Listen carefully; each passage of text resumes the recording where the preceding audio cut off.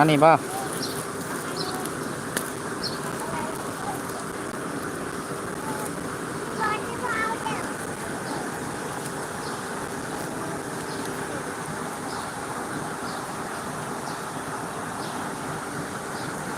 ตัวนี้บ่ตัวไหน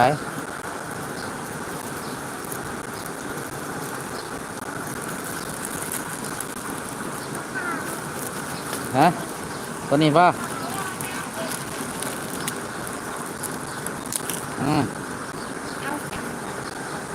ไปพอแล้ว15น้ำอะไร จ้าขอบใจ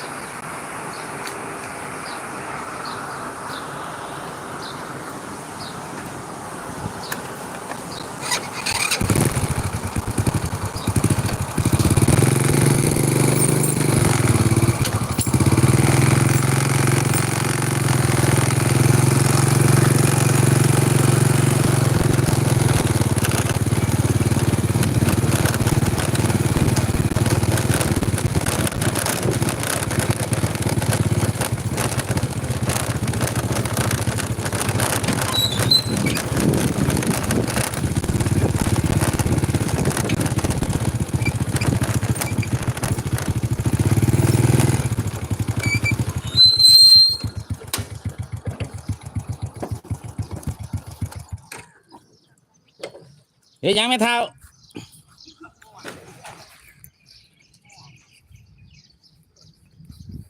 กินหมกม่วงโอ้กินกับข้าวป่ะยังเป็นกิน ฮะ แข็ง บ่ได้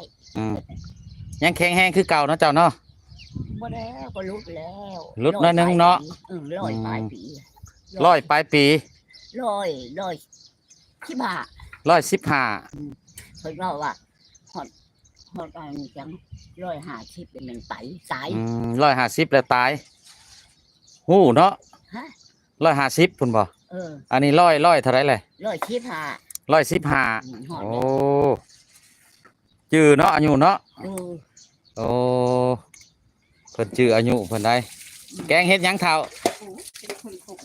เฮ็ดผึ่งขมเจ้าหันตอนนี้115 ปีปลายังแข็งแรงเนาะไม่เฒ่าเพิ่นเนาะ150เดี๋ยวแม่นตาย150แล้วตายโอ้แม่ต้องมองดูที่บ่จะหน่อยไม่เท่าเจ้ากินแล้วบ่เข้าบ่กินแล้วก็ลืมได้เนาะกินแล้วก็ลืมแค่ในบ่มีแหละลืมกินไม่เฒ่าเพิ่นเนาะตะกี้คือว่าไปอยู่พุ่นไม่เฒ่าตะกี้คือว่าอยู่บ้านห้วยเมา